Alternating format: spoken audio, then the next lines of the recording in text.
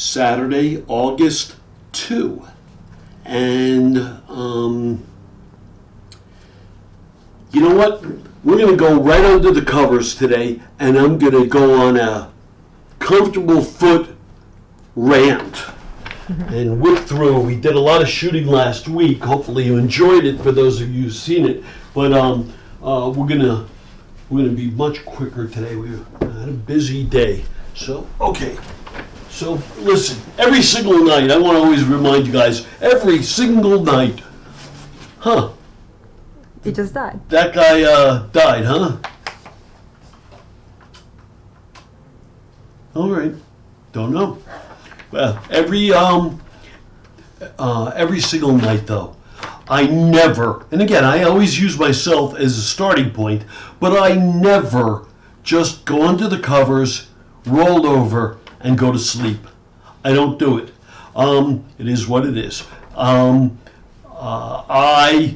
every night, spend a little bit of time, sometimes more than a little bit of time, like this, watching TV, texting, reading a little bit, every single night. And every single night, I sit there and say, it is so nice to have comfortable feet under the covers. And so why don't we start? Because last night, I'm sitting there and watching the disaster that is the New York Yankees. Oh my God. Up 6-0 to the Marlins, and they lose 13-12. And just about, other than the third baseman, and he's been doing a really good job, whatever his name is, that they got from Colorado, but it was a disaster. It was a nightmare.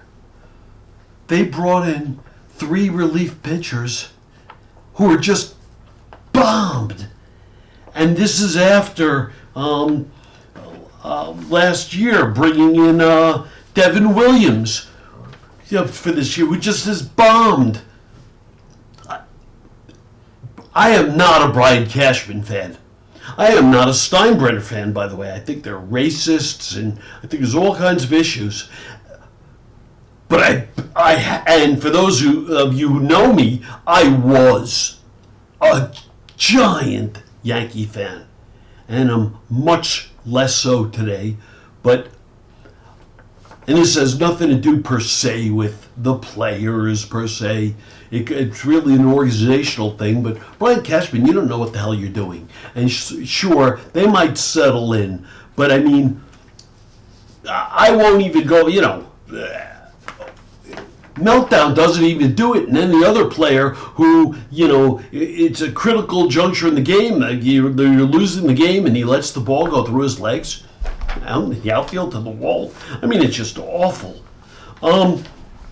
So for you guys who watch Pardon the Interruption with Mike Wilbon and Tony Kornheiser, you know how toward the end they have a section called Errors, and they'll always correct something that they said or did wrong.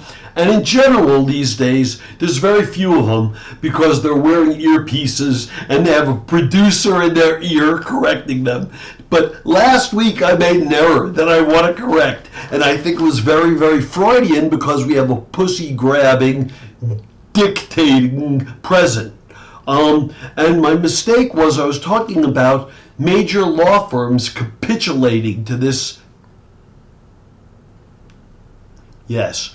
And I mentioned Wilkie 4 correctly, but I did not name Paul Weiss. Instead, in my Freudian way, I said Paul Mitchell. And so I was thinking about it, and the truth of the matter is that Paul Weiss really does need to be rinsed, reconditioned, straightened out. They need to be detangled. And split ends is nothing compared to a split from the United States Constitution and integrity and justice. Shame on you guys, and that's my correction.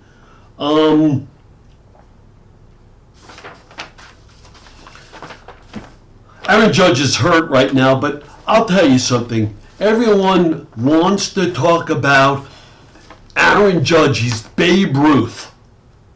Well, let's sashay over to LeBron suddenly changing his tune a little and saying, oh, it's more than just championships. The best win championships. Aaron Judge's production in the postseason is historically horrendous. It's just abysmal. So let's hold off the complete enshrinement until this guy produces one time in the postseason.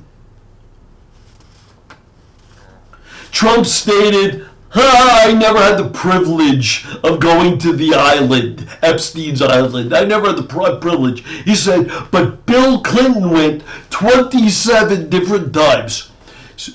So you're completely keeping track. Why are you doing that? So that you can extort and exert leverage and threaten that you'll destroy? You're such a piece of shit. You really are. It's endless. Incidentally, a good litmus test for all you MAGA schmucks. If you sit here today and you still say, oh, Colin Kaepernick disrespected the troops, you're a MAGA nut. You bought into the crap when he was coming out clearly stating that police brutality should not be allowed. Good litmus test. Check it. Look in the mirror. Ask yourself the question. All right, I have one more quick thought. Because we take so much for granted. Oh my God, we just go into the grocery store. It's fabulous, really. Everything that's out there. And it's America. That's just the way it is. You schmucks. You don't realize how tenuous everything is. And I was reading, remember the great actress Debbie Reynolds? Debbie Reynolds, she grew up in El Paso, Texas, and she was poor. Her mother used to take in and do laundry for other people. But she made a comment and she said, but we always had something to eat. Even if Dad had to go out into the desert and shoot jackrabbits. Well, guess what? All of you out there, should anything ever happen, you can't go shoot a jackrabbit. You can't go get anything. There's no farm, there's no free lands, there's no anything. Very much under control, much more than you realize. This is Hal Mintz. Have a nice start to August. Thumbs up for Feet Up. Thank you.